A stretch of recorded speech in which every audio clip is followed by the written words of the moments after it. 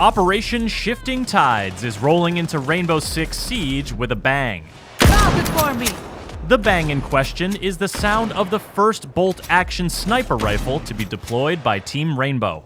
It belongs to an attacker named Kali, and it comes with an explosive underbarrel gadget that lets her use it for more than just punching holes in walls and operators.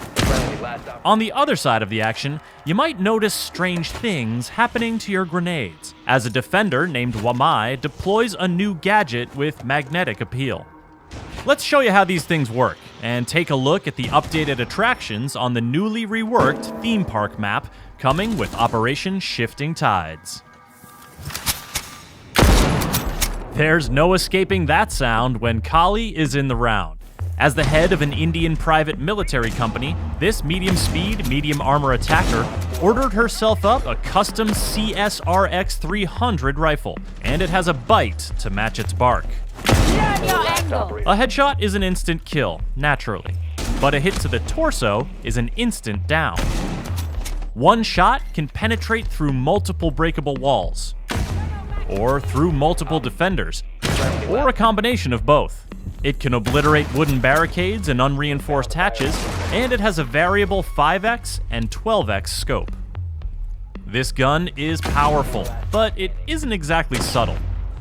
In addition to the unmistakable sound, it creates a clear visual trail that shows the defenders where the shot came from, and any defender unlucky enough to be downed by it will automatically spin to face the direction of the shot, giving them a bit more intel on Kali's position. But, as they say, knowing is only half the battle. The other half is not getting shot by Kali. Strong as it is, the CSRX 300 can't penetrate reinforced walls or hatches, but this is where Kali's gadget comes in. From her underbarrel launcher, she fires LV explosive lances. These projectiles burrow into breakable and reinforced surfaces. Then, they explode on both sides. That line of bandit batteries protecting your reinforced walls? Gone. Helpful mute jammers? Gone. If a lance hits a surface it can't burrow through, it'll still dig in and explode. So, say goodbye to your Maestro Evil Eyes, your barbed wire, and your deployable shields.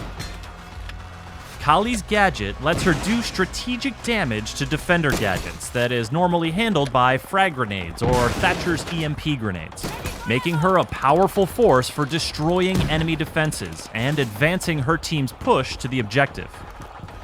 While the lance explosions will create holes in breakable surfaces, they won't create openings in reinforced ones for you to peek through. And they don't pop open Mira's black mirrors, so Kali's no substitute for a hard breacher. Her lances are vulnerable to being destroyed by Jaeger's ADS, or grabbed by Wamai's gadget, which we'll tell you about next.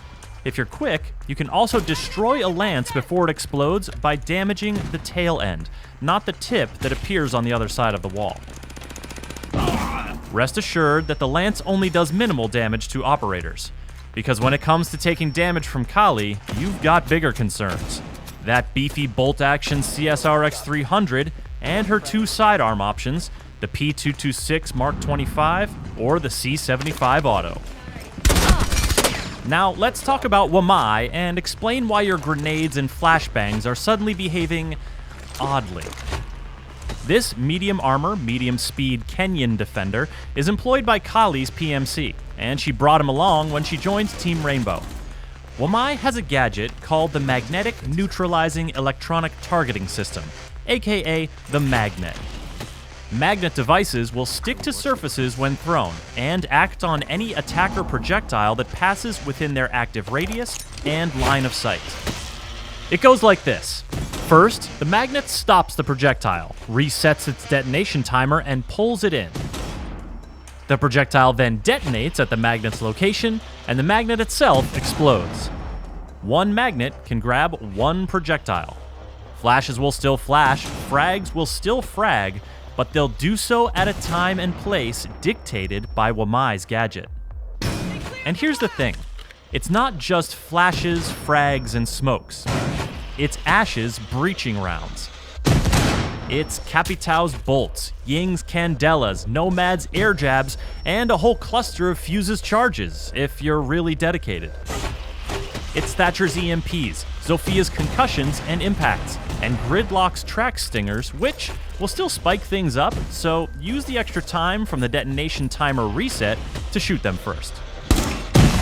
The magnet can meddle with a lot of gadgets, but it won't mess with Hibana's X-Kairos pellets or Twitch's shock drone charges. Neutralizing gadgets is good, but Wamai can go one step further.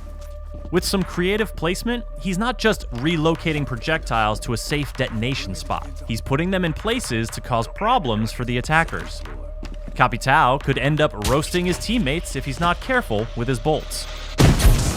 Friendly, ceasefire! Sledge might want to think twice about dropping grenades down through a hole he smashed in the floor. And Goyo's Volcan shield becomes a little more dangerous with a magnet device stuck to the back. The devices themselves are easily destroyed if attackers spot them, and Wamai gains them gradually throughout the round, similar to Lesion and his goo mines. While Jaeger's ADS simply neutralizes incoming objects, Wamai takes a more creative approach by moving those objects around and sowing uncertainty among the attacking team.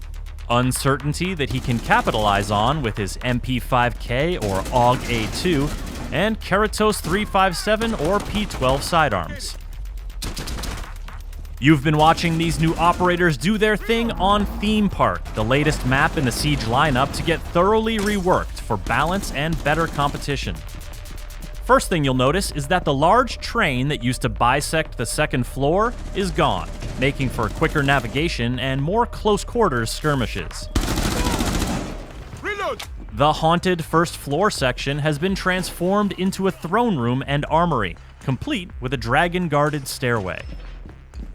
Elsewhere, a cheeky new walkway above another staircase creates interesting opportunities for defenders and attackers alike. While some new arcade cabinets provide extra cover at a crucial second floor window. And the first floor arcade entrance is completely blocked. The new theme park map will be free for all players when Operation Shifting Tides launches. The new operators, Kali and Wamai, will be available at launch for Year 4 pass holders and Uplay Plus subscribers, and a week later, all players will be able to unlock